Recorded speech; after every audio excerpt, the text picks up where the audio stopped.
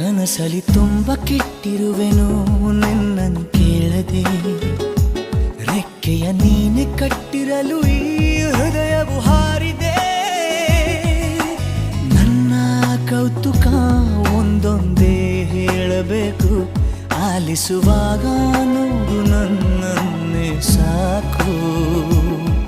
ಸಹವಾಸ ದೋಷದಿಂದ ಸರಿ ಹೋಗಬಹುದೇ ನಾನು, ನನಗಾಗಿಯೇ ಕಾದಿಟ್ಟುಕೋ ಹಠವೊಂದನು.